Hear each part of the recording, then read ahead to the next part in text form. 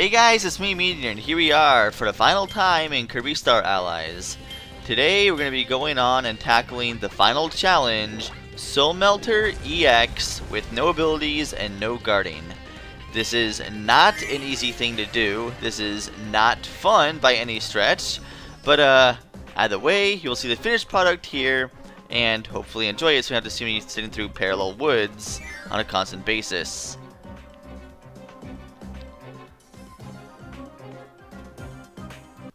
So either way, first boss here, get up to the right corner and just stand away from Wispy, hope for an apple to drop close to you and spit it back and float up. If one does not spawn close to you, two apples spawn close elsewhere, and you can go and inhale those and just spin them back that way and trying to avoid Meteorz as well.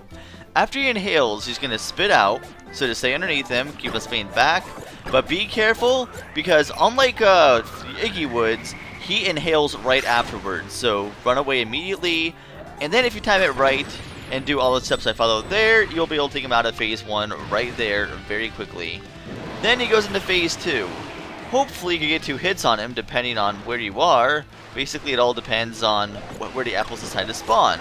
This time I was able to get 1 hit on him. I think the first one kind of disappeared. Either way, at this point he's going to drop apples and, jump as well. I missed like twice. That upsets me. Either way, doesn't really matter at this point, just evade the clouds. The corner is not where you want to be for that attack. It will hit you in the corner. But just keep away from Wispy and just watch for the apples that drop, and eventually he will go down as well. Ta-da! Only 13 more to go. Hooray, that's always fun. Going on next, the first mini-boss rush. Not going to bother getting any of the puzzle pieces because I definitely do not need them.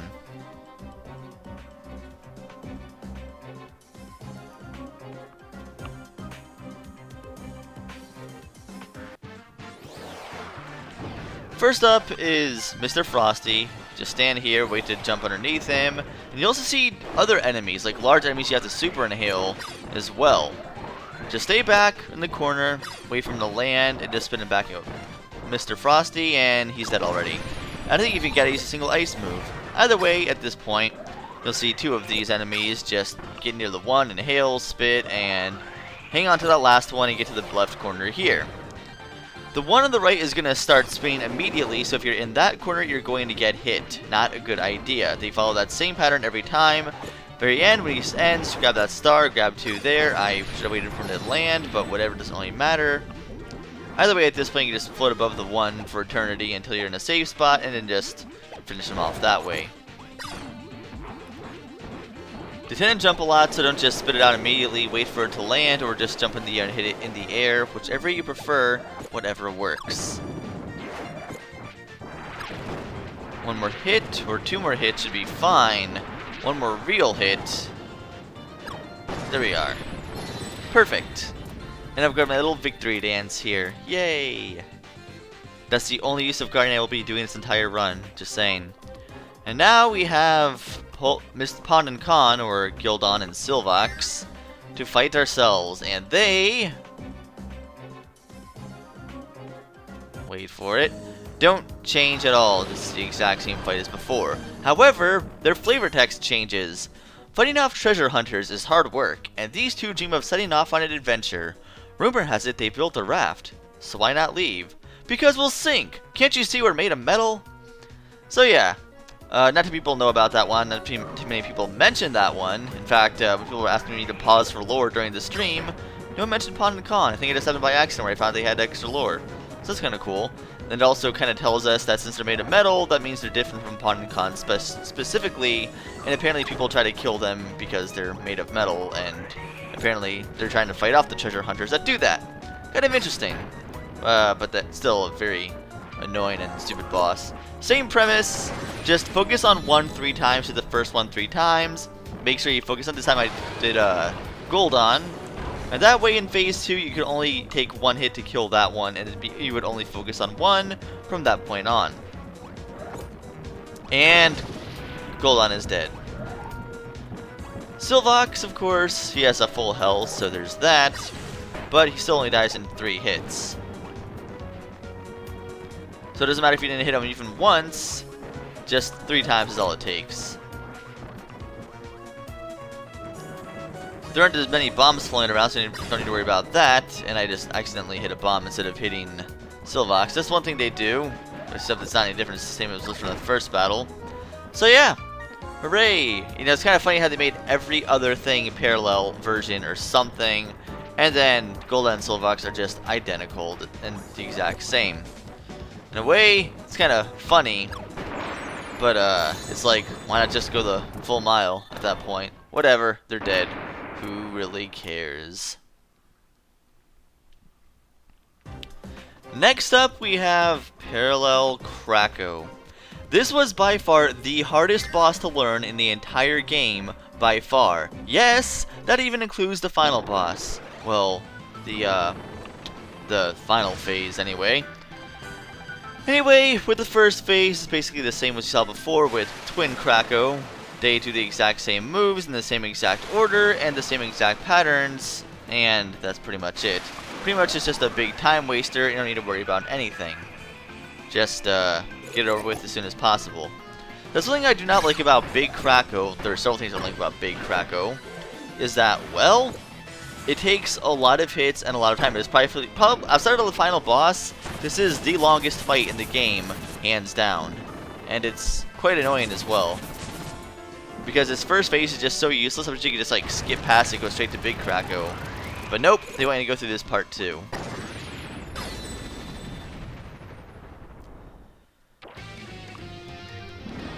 Now, the reason why Big Krakow was the hardest for me to learn was because he changes up his moves ever so slightly depending on how much slight damage he takes. For example, there, if you hit him when he's electrocuted, it does that amount of damage. If you hit him when he's not electrocuted, it does more damage.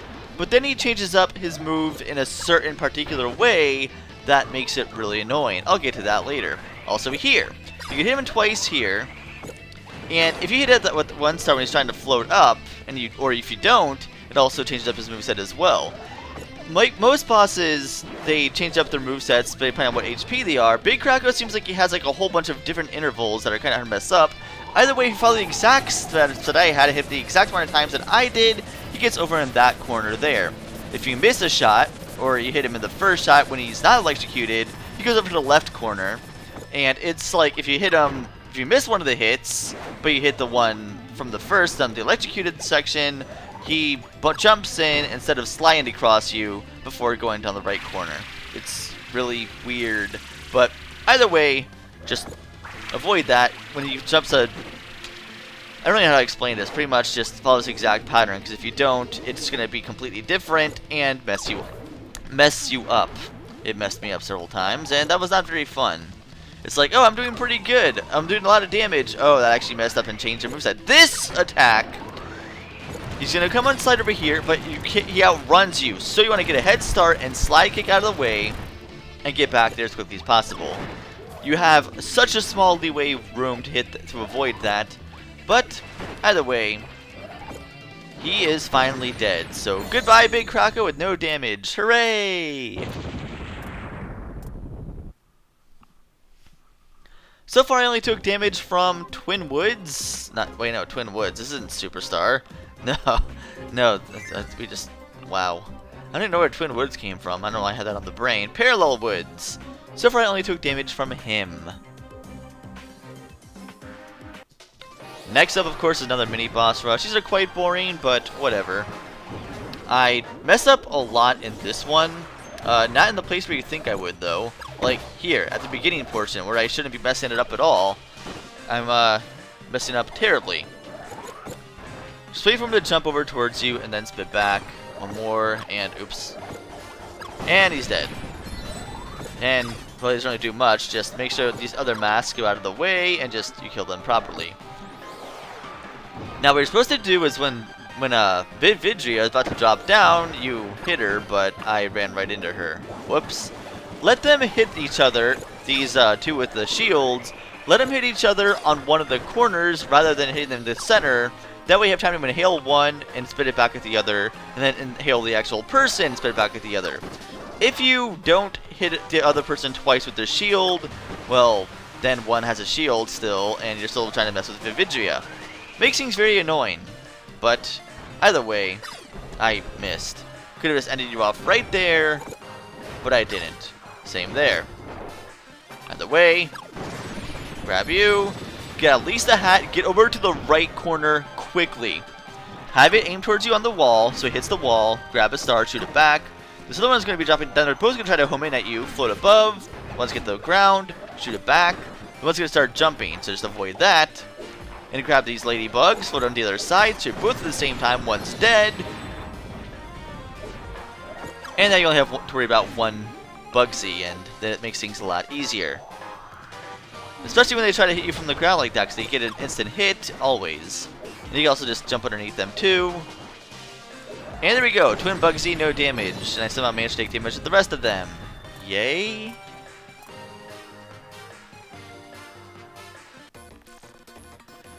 Now we have what I essentially consider the freebies here, so I don't need any healing items, thankfully. We have the 3 Mage Sisters, all separately.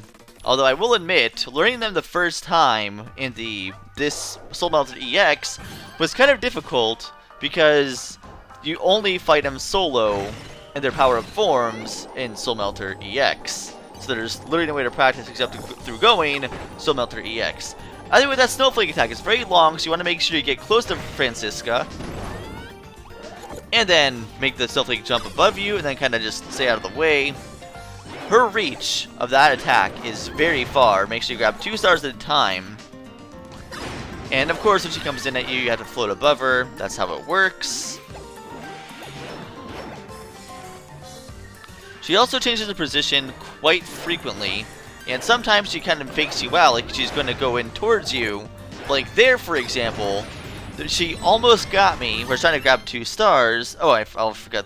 Once upon a time, a girl was stranded freezing in a snowstorm. As she got colder and colder, a mysterious traveler appeared and unlocked her natural talent for ice magic. She kept turning blue, alright. The beautiful blue of Francisca. So yeah, going into phase 2 here, she drops icicles, but unlike her normal form, right underneath her is not a safe zone. So just float above her and be completely fine there. On her last attack, though, grab a star, and, whoops, well, either way, I didn't take damage, so I guess that's all that matters. The best time to get stars is when she does her little flip up around and drag attack. Stay away from the sides by all costs. And keep your distance. Like right there's a good time to grab. And now she's going to go into her water gun attack.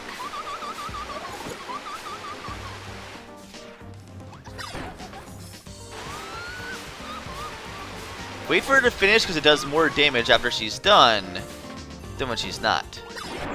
And she's dead. Let me go grab some water real quick. My throat's kind of dry.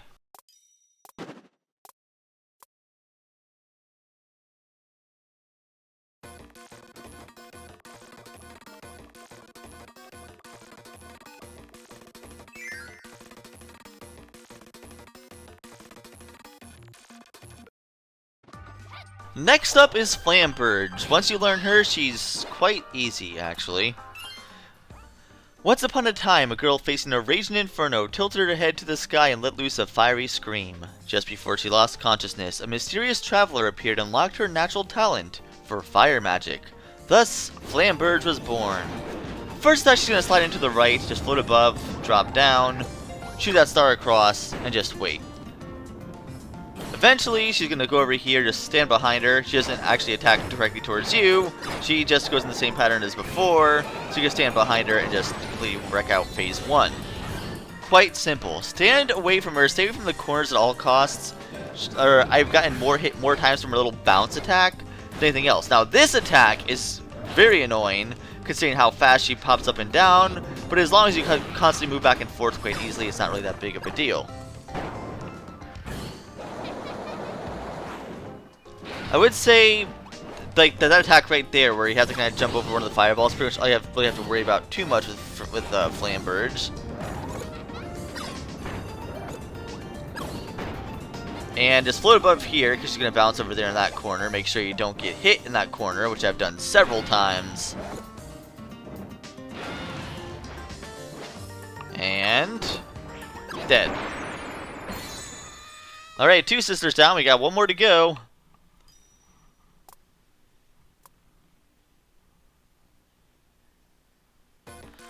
I think we're just gonna, just in case, grab one little fruit. Why not? I mean, it's not like it's gonna affect too much overall.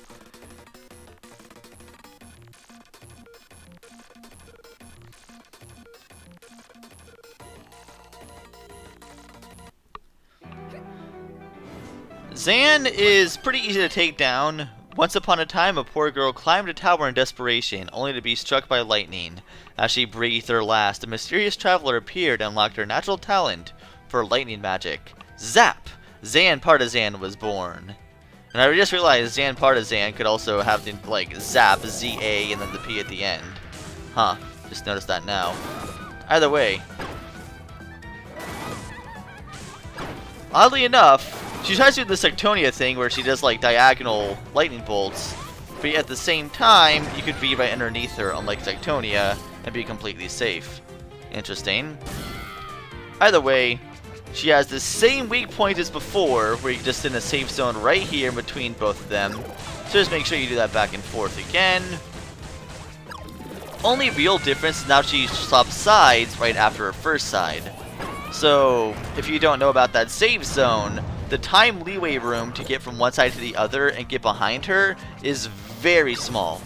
With that attack, make sure you hit the right side, because if you stay on the left, or stay on the right side rather, she will hit you, so make sure you stay on the left. Stay away from her, keep your distance, because her long range is, well, long, and she's dead. Alright, making some good progress. We're down to like, what, 6 now? Yeah, 6 more. Starting with Parallel Meta Knight.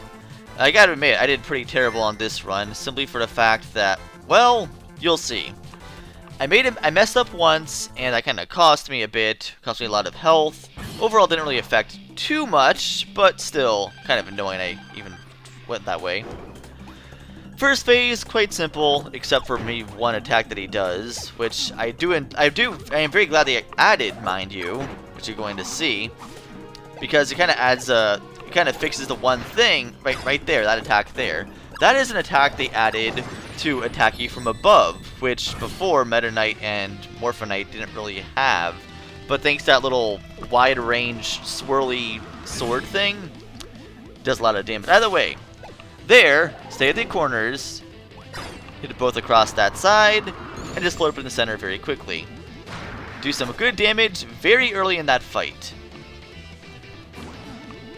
I recommend trying to see when you get 2 stars grouped together and then shoot them back again, no matter what causes it, like that right there, for example, and then hit them both, does some good damage, and just wait for that still. I almost got hit, almost. Now here's where I made the mistake. Alright, I didn't remember what happened when you get the pillow, because I have 3 stars in my mouth. So he makes the tower. I'm like, okay, I'm going to break the towers, and then I'll be able to get the stars. He's going to be phased, and, oh right, he doesn't drop any stars when he does that. So therefore, because he doesn't drop any stars, I lost the opportunity to do damage him when he merges back together and falls. And that usually is a pretty good chunk of damage right there, especially if I had 3 stars in my mouth. But that's what happens. So now I have to go through this phase a lot longer. Also, I'm not playing this phase very well either, but that's just the way things go. Keeping way too much distance from him.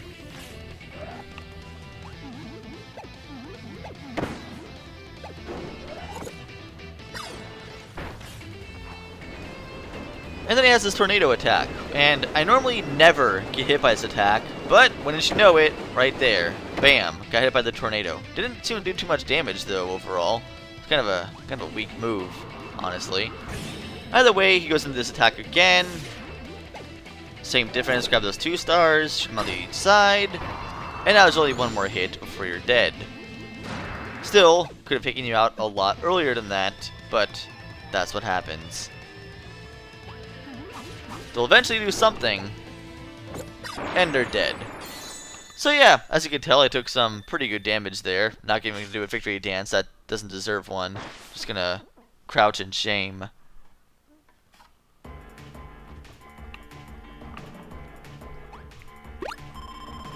So next comes Parallel DDD. I've done every other parallel boss, not including the final bosses of the parallel whatever, without damage at least once. DDD, I've never successfully even gotten close. But let's see how I do here.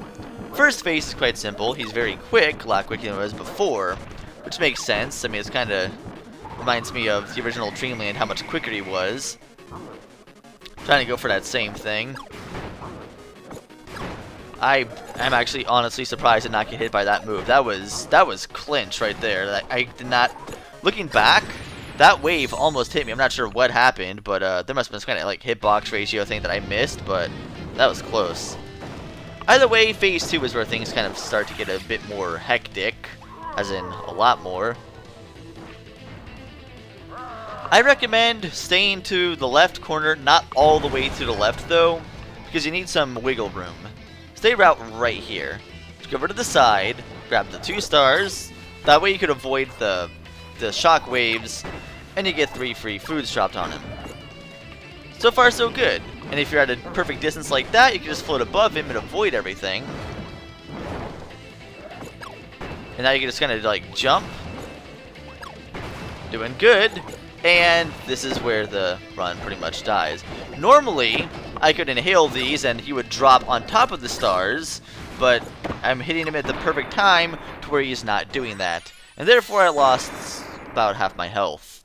So that happens, I guess. Still took him out, doesn't really matter, I suppose. Next up is Highness. I'm just going to grab a small fruit there because I want as much health as possible for the phase after this, because that can either go really well or absolutely horrid. So yeah, I want to save at least 2 max on tomatoes for the last 2 bosses, obviously, which I'm trying to conserve my health with.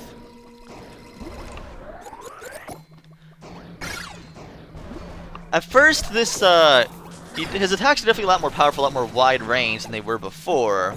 But as long as you learn his pattern, he's still not that much more hard than he was before. Right there, eventually, though, when he gets out those little ice spots, get to the top left or top right immediately after grabbing a star for fire. Because otherwise, you're going to be frozen, and that's not going to be a very good thing for you. The real match, of course, begins when he's unmasked. It's really his first launch of attacks that you have to worry about. After that, it's smooth sailing. Pretty much him taking those fake wooden voodoo doll things. I'm not sure what they're pieces of wood. They're legit pieces of wood with the clothing of the generals or Mage Sisters, whatever the official term you want to use for them is. Either way, point is just float above and just avoid things, because those attacks do pretty much have a lot more wide range than they did before. Now here, I should have gotten to the very right corner, but I had to kind of makeshift there slowly. See, I had trying to get greedy with attacks, but that also cost me heavily. Like, if I got even maybe a little bit up or down, I would have been hitting and gotten, well, frozen again. Either way, as long as you get to this point, it's quite simple. I had to sacrifice a little bit of damage there to inhale those fire things quickly, but after he gets out of that phase with the shards that drop when he throws them at you, then he gets a lot more annoying. But as long as you get to the friend circle stage, just stay in this corner, and you can just pretty much breathe a sigh of relief, because there's nothing else you have to worry about right here anymore, as long as you play your cards right. I'll explain what you have to do to play your cards right in a minute. Now, when he splits up like that, you want to grab one, but don't shoot it up at him. You cannot reach him very easily when he's up there. Wait for him to come back down. So you can only hit him once, but that once is all you need to make sure he dies by the end of this phase. He's going to throw those out, time it just right, smack him out of there. Make sure you grab those before you grab that milk, and you end it right there. If you don't get a hit on him beforehand with those crystals in that one phase, because you tried to shoot it at him but he was too high up, then he would just go to his next phase where he just like spams a whole bunch of lasers and things at you, and you don't want to be there. It's very easy to get hit in that phase, and if you can avoid it, do it.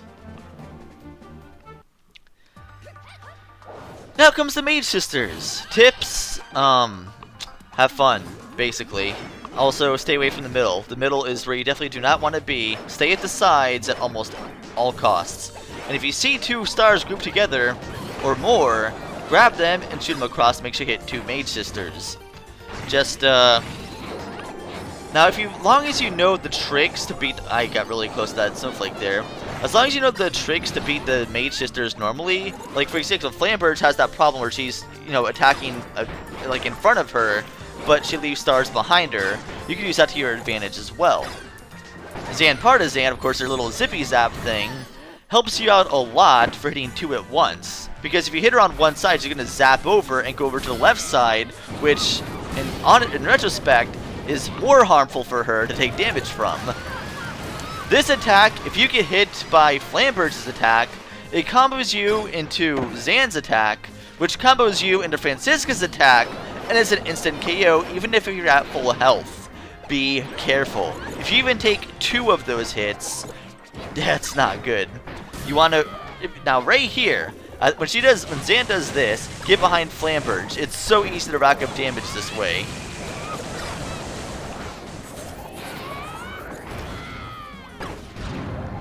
And then grab these. Now, this one attack that's coming up is the most jerkish move they could possibly have. You see all that ice on the ground. Meanwhile, Flam Birds decides to do a little stab sword thing, so get out of the way when there's still ice on the ground and there's no room to jump on, and tries to do that. Avoiding that attack is so timely and so annoying to dodge, but if you could dodge it, it's smooth sailing from that point on. Assuming you have a lot of health. These rocks there also act like a double star. I got really close to Zan there. And I should be able to finish you off right here. I think I only got hit once? Twice? And I think it was only like running into enemies where I got hurt. I don't think I actually took any direct attacks. So good. I don't need a Maximum Tomato, but if I lose to Morphinite EX from a sliver of health, then I just blame myself for not taking that to Maximum Tomato there. I really have no idea. I could do really well against Morphinite EX or trash. It all depends. It really all depends how well I do and what moves he uses. Come Judgment Day, this fluttery fiend will fly into action. Will it land in a dream world or a nightmare? It has mastered its new abilities. Now all will witness its true power. So yeah, his attacks are just like Meta Knight's, but a lot stronger, and he could teleport, and he's fast. And did I mention that his attacks have a lot wider range, and could kill you in like 3 hits.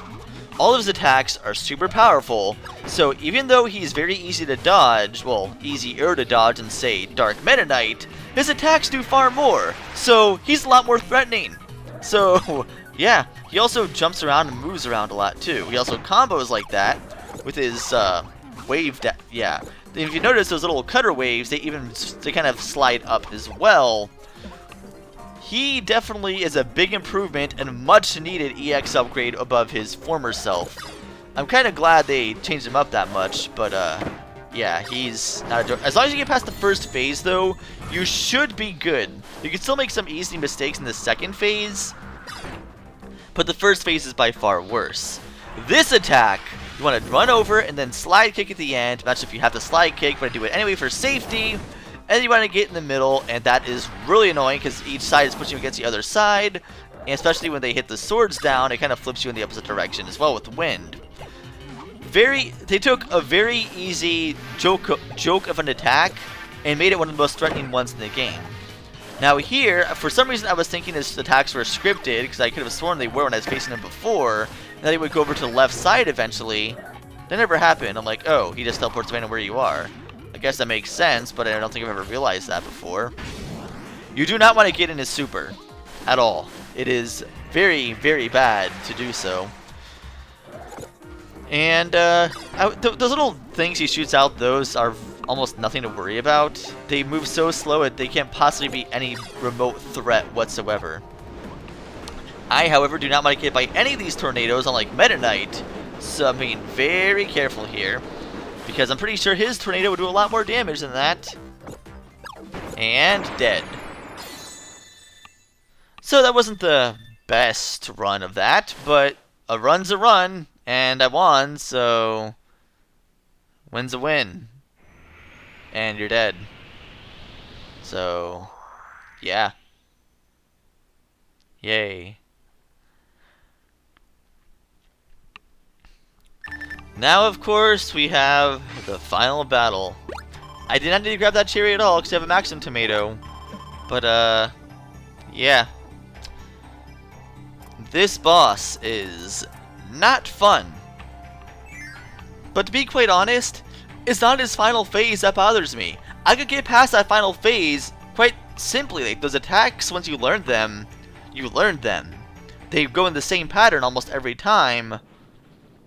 But I still have never been able to figure out these phases. Well, the third one, yes. But the first phase, I don't know, I've tried, well, if you'll see here, I tried something new in this run to see if I could do it quicker and safer, and that backfired miserably.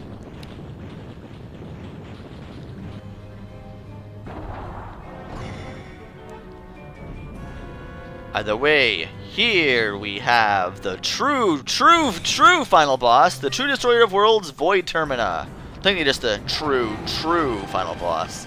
Double true. Either way, here you want to, in order to avoid those first wave of the attacks, you want to kind of back up and move over to the left to avoid them. You want to focus on the one on his back first if you can, to make sure you get there as quickly as possible. When it comes to the Star Dasher thing, the stars... Now, what bothers me is not only the angle of the fact that you're playing this at, but the fact that those waves have reflections, especially when they kind of one pops up at the top like that. It's kind of hard to judge, is that a real wave, shock wave, or is that a reflection?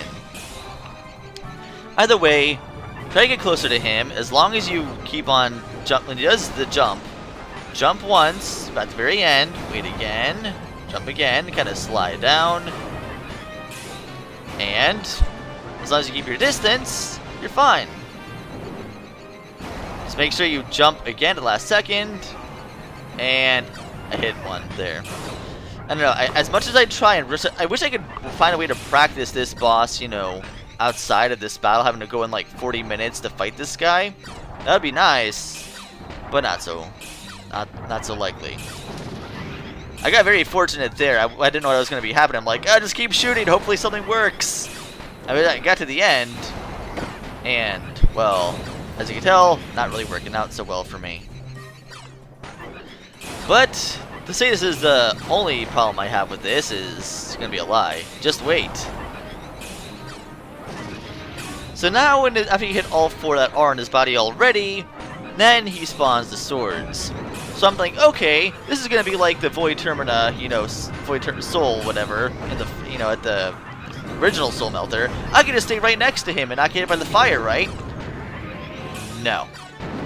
No, you are legitimately destroying yourself horribly by using that. If you could tell, I lost over half my health. And you might get mad at me for what I'm about to do next, but I honestly don't care. I've gotten to this point so many times, I just stopped caring entirely. Now, I kind of forgot to press start it here, so I'm just going to post the text on the screen here. Void exists in all dimensions, but his shining form in another dimension inspired the ancients to transcribe his mysteries in sacred texts. What will be written next? Will the new scrolls describe a destroyer of worlds? Or a dream friend? I missed the last part, but either way, you'll see that red rune there at the side. You want to, if you can, destroy that red rune. It's harder than you think, simply for the fact that all those little runes you see there, anytime you hit him with a star or something, you could also hit the actual core itself and end it. I've gotten to this point one time where I tried to destroy the red rune and ended up just dying myself. By the way, if you kill the red rune, you get a Maxim tomato right there. And then you can just pretty much finish with the rest of this. All those attacks do peanuts, and they're very easy attacks to dodge. The worst thing you'll see are like those 3 giant runes coming at you, but just float around them.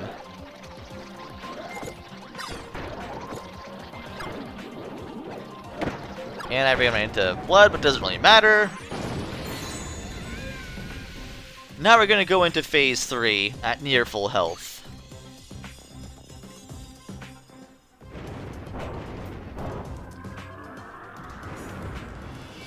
I personally like the actual fight itself, in terms of like the humanoid and the wing, a lot better in the original Soul Melter.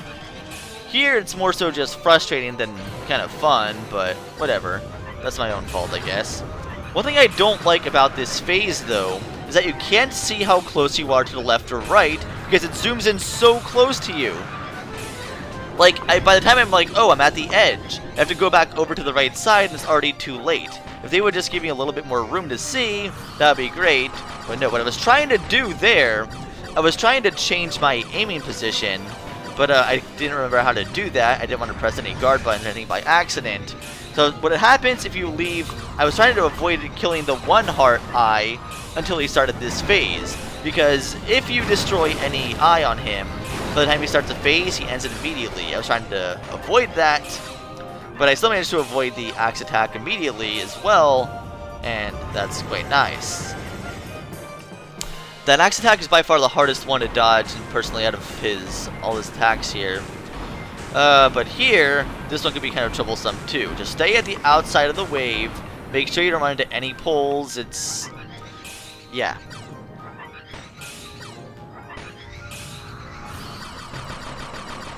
I like how I like that little slow motion time thing. How you're able to shoot out more stars that way than normal usually. See, all of his eyes at this point are very, very low in health, so I can easily take him out. Like, for example, here's what I was trying to do the first time. I'm going to aim at that eye, keep on aiming at it. Eventually it's going to destroy, and you have to worry about that axe at all. That's what I was trying to do before, and that just didn't work that way.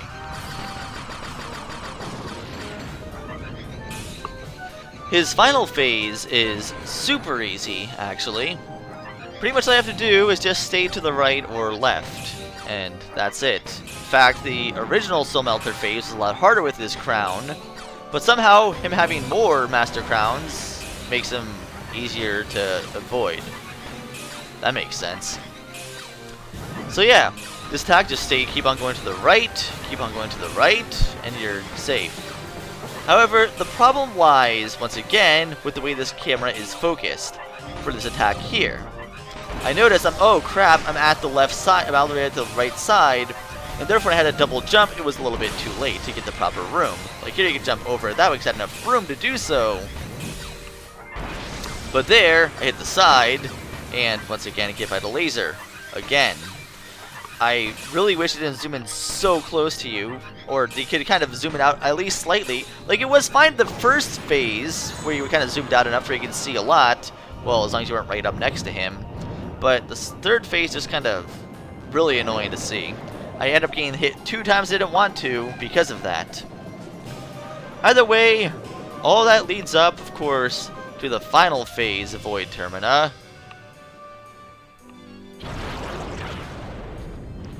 Just Void, Astral Birth. And you see, I love the little hyper zone they have here from Boss Butch.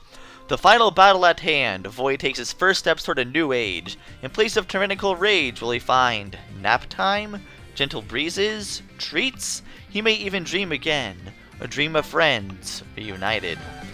For his first attack, Onslaught, stay over to the left side and eat a hit. You will get it once. I would say you're making out pretty good there. This attack, just make sure you get outside of the lines that you see as quickly as possible. And you don't have to worry about anything else too much from that point on. Cutter attack, pretty easy to dodge.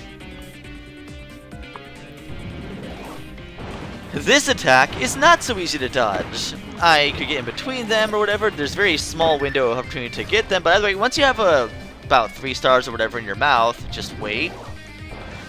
Up there, stay up next to the right bottom point. You're safe there. Then when it gets down here, drop across the 3 to do a lot of good damage there early. And just duck. That's it. But now we're already pretty low amount of health as it is. So that's not very good. You have to grab 2 stars before he brings the water up. At this point, you want to fly up to the top. Otherwise, you'll get hit by a shockwave while you're underwater. Not very nice. Grab 2 stars as you're falling.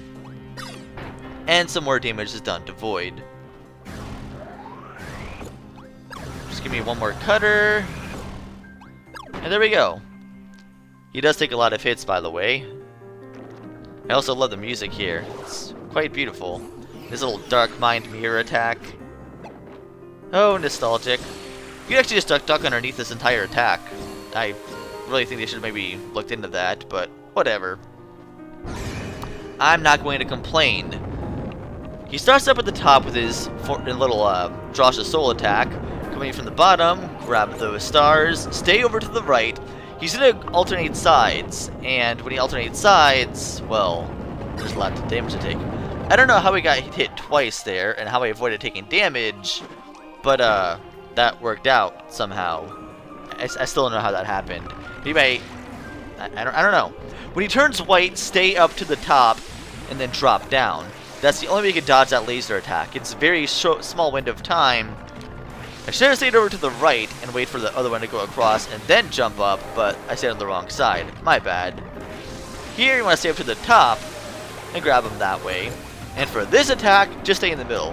What's really interesting is that when he turns white like that, you could damage him, but he can't damage you. It's very weird, but not going, like I said, not going to really complain. Second set of lasers come out there. And of course you just duck underneath this again.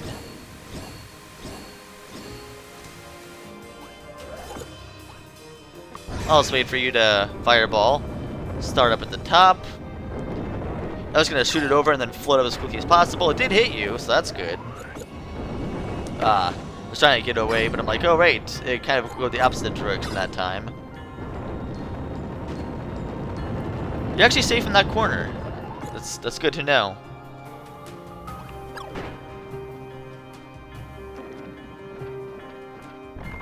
And then he turns white again. And he changes up his attack pattern slightly. The lasers are slightly wider, I think. But also, these attacks are different. Very small window of opportunity there. And here, I don't know how to dodge that attack there. Maybe if I learned it. But this, same principle, stay in the middle. But there's a twist. Get down quickly, because that one comes in and hits you across the side too. And thus, the final blow.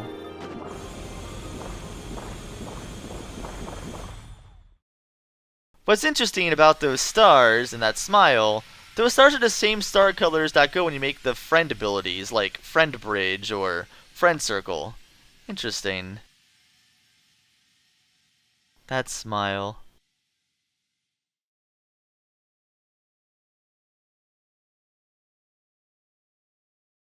And thus, truly incredible victory. We have done no abilities, no... Yes, I had to use the rune thing.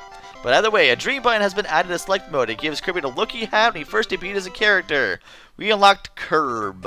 Or at least that's what people call him anyway. So yeah. I don't know. I really don't like the... I know it kind of is a little bit cheap trying to use that red rune at like phase 2. But still, I have not found an easy way to take on phase 1, and that kind of messed me up. Oh well, the rest of the run was pretty good, I guess. But if you notice, if you beat both Soul Melter EX and what is it? Here's Another Dimension, you get like a little crown in your file. That's nice. Let's go over and finish this off by going to the puzzle pieces and see all the new pictures that we have.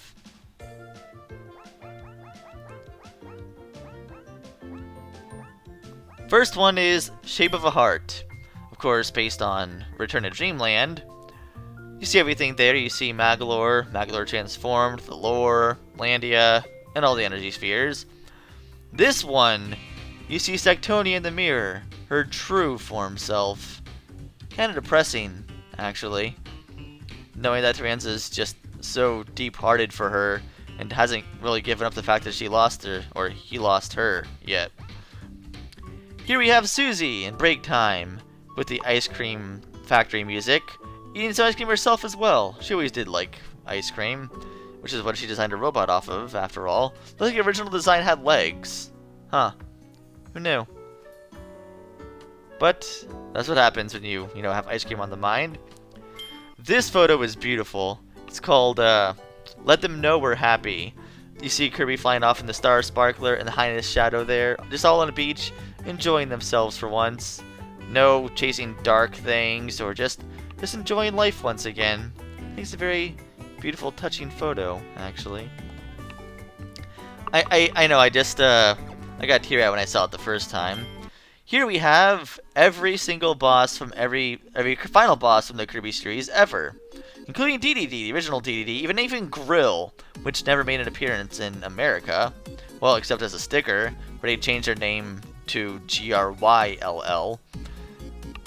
But yeah, not one boss is missing. All of them are there. Everybody's here! And I guess they're also all pretty much dead at this point. Well, no. Let's see. And then, of course, the final picture. Farewell to Kirby. See the butterfly, Kirby, little tear in his eye. And if they want to end off the 2D series like this for a long time, I'm okay with that. I think the way they ended this series in terms of 2D was great. I couldn't ask for a better ending.